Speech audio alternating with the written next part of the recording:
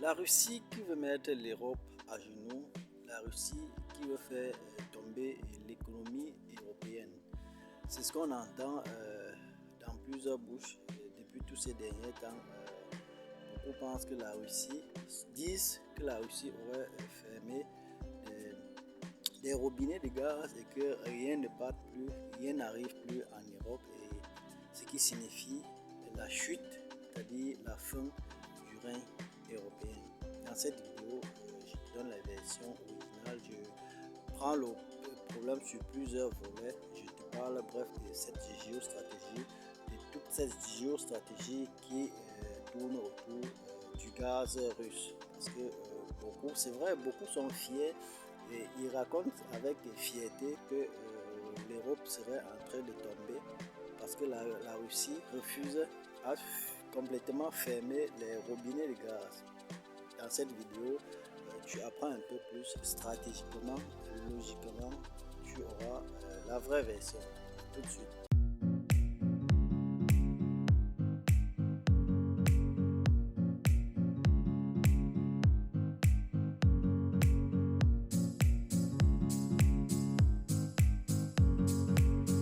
Salut, j'espère que tu vas bien. Moi, c'est Tristan Foucault. Ici, on parle de ton développement et celui de ton corps. Si tu es nouveau sur la chaîne, abonne-toi et active la cloche de notification pour les prochaines vidéos. Comme je disais à l'introduction, aujourd'hui, on parle un peu géostratégique. On parle du gaz russe. La Russie aurait fermé les robinets de gaz qui partaient en Europe et que l'Europe serait à genoux et que la chute de l'Europe est proche. Et en réalité, ce que tu devrais comprendre, c'est vrai, l'Europe donne le gaz, vend le gaz à l'Europe. Et déjà, on ne peut pas dire à l'Europe parce que les pays ont des pourcentages différents. Par exemple, un pays comme l'Allemagne, si un peu plus de 50%, je pense 50,7% de son gaz de la Russie. C'est parce que l'Allemagne est plus proche de la Russie que d'autres pays. C'est vrai, il y a aussi les pays d'Europe qui tirent leur gaz à 100% de la Russie et que ces pays-là ne sont pas prêts à oser, à faire, je veux dire, à hausser le ton. Et après les sanctions économiques européennes, beaucoup de choses sont passées. La Russie revendique même que son gaz soit payé en sa monnaie, je pense que la monnaie ou c'est la rouble, oui c'est ça, et que l'Europe ne serait pas prêt à payer en la monnaie russe parce que avec les sanctions, les banques russes on a bloqué leurs finances, les banques russes ne peuvent plus faire des transactions à l'international. C'est ça qui cause le problème et que la Russie veut contourner ces sanctions-là. J'étais en train de dire, l'Allemagne tire 50,7% de son gaz de la Russie, la France par exemple 17%, et d'autres pays aussi tirent les petits pourcentages. C'est vrai, certains voisins directs de l'Europe tirent le gaz à 100% de la Russie. Et la Russie aurait fermé les robinets qui alimentaient l'Europe. Pas vrai.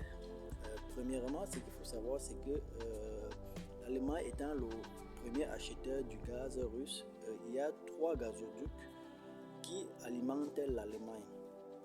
2 gazoducs qui quittent directement la Russie pour aller en Allemagne. Et si tu regardes déjà la carte, tu vas voir que après l'Allemagne, entre la Russie et l'Allemagne, il y a donc certains pays, il y a l'Ukraine, la Lituanie, des petits pays. Donc, l'un des gazoducs russes qui alimente l'Allemagne passe par l'Ukraine, plus précisément par la zone qui est en conflit actuellement. Et que l'Ukraine, les sociétés ukrainiennes qui géraient cette gazoduc, je veux dire du moins ces réservoirs qui passent cette gazoduc qui passe par l'Ukraine ne sont plus prêts à assurer la sécurité des travailleurs. Donc, ils disent que c'est la Russie qui contrôle la zone et que eux, ils ne peuvent plus risquer leur vie. Ce qui fait que avant-hier, ils ont donc déclaré que cette gazoduc-là ne peut plus être fonctionnelle vu l'état de sécurité. Ça veut dire quoi?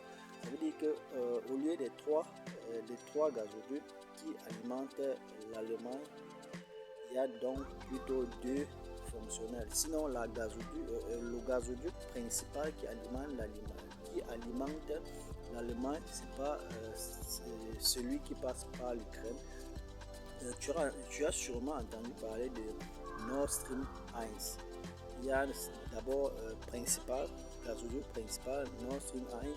Il y a encore l'autre et déjà le projet de Nord Stream 2 qui, à la fin de la construction, déjà beaucoup de pays étaient contre cela. En premier plan, les États-Unis qui ont empêché le projet là, qui ont voulu empêcher ce projet par tous les moyens, ils n'ont pas pu. Le projet a été réalisé et c'est à la réception que la guerre a commencé. Et donc c'est après le début de la guerre que l'Allemagne n'a pas donné les autorisations à l'exploitation. Donc actuellement ça pend un peu. Ils ont bloqué pour voir plus clair. Sinon, même quand Angela Merkel était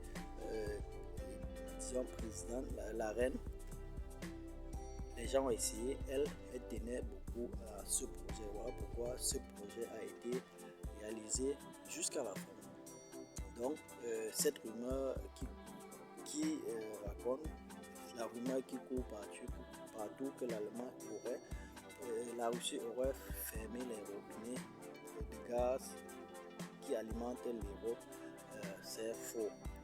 Donc, on peut dire que les deux gazoducs fonctionnels livrent 85% de ce qui était livré, de ce qui arrivait normalement, et qu'il va falloir combler cela. Donc, il y a aussi que l'Allemagne, que la Russie, tu as sûrement entendu parler de Gazprom, la société de gaz nationale russe qui gère son gaz. Il y a aussi, ils ont une filiale en Allemagne, donc Gazprom Allemagne, Germanie, et à cause des sanctions que l'Allemagne a impliquées, que les pays d'Europe ont impliquées, et que l'Allemagne veut essayer de prendre la société, quand je dis prendre, essaye de contrôler le Gazprom Allemagne. Et la Russie a donc décidé de sanctionner Gazprom Germany. Donc, c'était une réserve où on stockait, donc c'est comme un revendeur de gaz. Donc la Russie a donc décidé de sanctionner ce revendeur là pour qu'il ne remplisse plus ses réservoirs avec son carburant. Donc le revendeur là est obligé, qui alimentait l'Allemagne à plus de la moitié, est obligé de trouver d'autres fournisseurs pour continuer à ravitailler ses clients. Donc voilà un peu ce qu'il en est du gaz. Mais en réalité, est-ce que la Russie peut faire tomber l'Europe juste avec son gaz?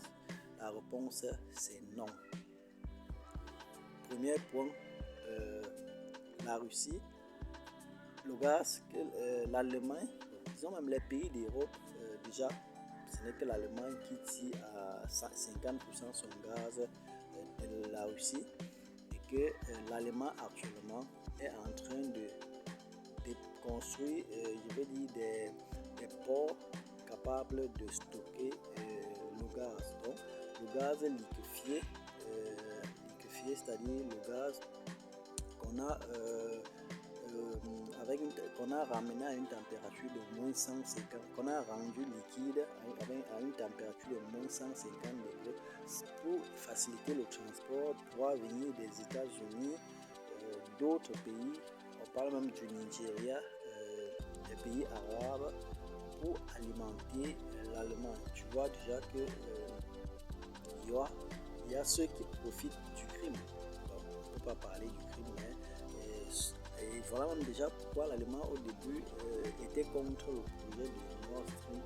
C'est vrai, parce qu'ils veulent livrer aussi le gaz. Donc, le gaz qu'ils arrachent quelque part, ils veulent livrer, comme s'ils produisaient vraiment du gaz. En réalité, ils produisent aussi. Les États-Unis produisent bien du gaz. C'est pas qu'ils arrachent seulement tout. Et oui, ça c'était le premier point. Et le deuxième point, c'est que quand la Russie finance ses exactions, son économie avec le gaz. L'Allemagne seule vit plus de, les chiffres m'échappent un peu près de 1 milliard par jour à la Russie. Exactement plus de 850 millions d'euros chaque jour à la Russie pour les factures de gaz. Tu vois que la Russie ne va pas du jour au lendemain mettre fin à ce tuyau. Donc la Russie, c'est avec ça que la Russie finance sa guerre, finance son économie, et que en réalité le rapport acheteur-vendeur doit être égal à 1. Parce que l'acheteur, le vendeur n'est pas supérieur à l'acheteur. Donc tu veux vendre ta marchandise, je suis intéressé, j'achète. Si tu ne vends plus ta marchandise, ça veut dire que